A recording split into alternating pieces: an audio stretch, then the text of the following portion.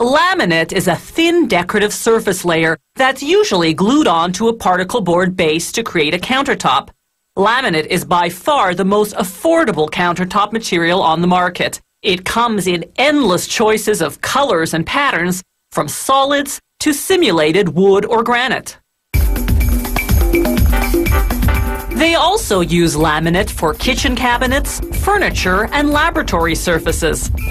And they manufacture fast food restaurant seating, among other things, out of a thicker, solid form of the material called compact laminate. The back of a laminate sheet is made of a type of craft paper that can be saturated without becoming soggy and tearing. A treater drenches it with resin containing phenol, a compound derived from benzene.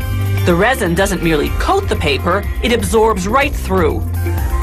The paper then enters a drying oven. The hot air cures the resin in a matter of seconds. Now they can wind the paper into a roll. The top of the laminate is called the decorative layer. It's a sheet of paper in either a printed design or a solid color. Solid color papers go through a treater that impregnates them with a more durable melamine resin. Durability is essential because the decorative layer must withstand wear and tear. Two big rollers wring out the excess resin, then the saturated paper goes through a drying oven. With the resin now cured, a cutter slices the paper into sheets. Before resin treatment, the paper was flexible and easy to tear. Now, it's stiff and brittle. Bend it, and it snaps like a potato chip. While the rolls of saturated craft paper get cut into sheets, workers prepare the other style of decorative layers, those with printed designs such as simulated wood grains and granite.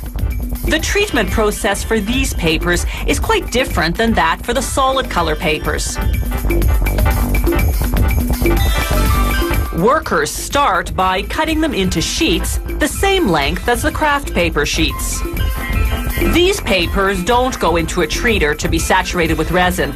Instead, workers stack them, placing an overlay on each one. An overlay is a transparent sheet of paper that's saturated with melamine resin. Workers stack the solid color sheets in the same pile, but those don't need overlays because they've already been resin saturated. Now the stack goes to the press room.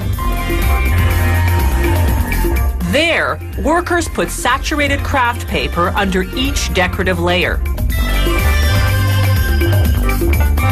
On top of each decorative layer, they lay a textured plate. This will prevent the finished laminates from sticking together.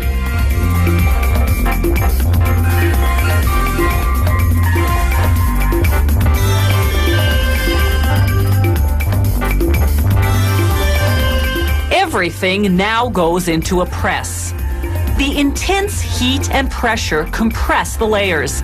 The overlays bond to the printed papers, and the saturated craft paper bonds to each decorative layer, creating laminate sheets. The textured plates between each set, meanwhile, imprint their pattern onto the heat-softened resin, texturing the laminate surface. The laminates come out of the press fully cured.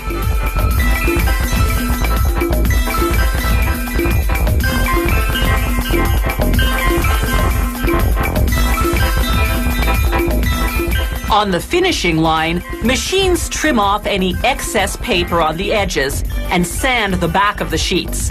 This helps the laminate adhere better when glued to particle board or another type of substrate.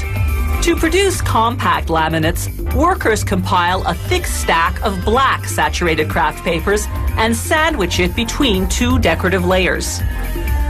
The press melts and bonds all the sheets into a solid unit. Alternating colors produces a striped edge. Compact laminates are so thick they're entirely self-supporting, so unlike laminate sheets, they don't need to be applied to a substrate.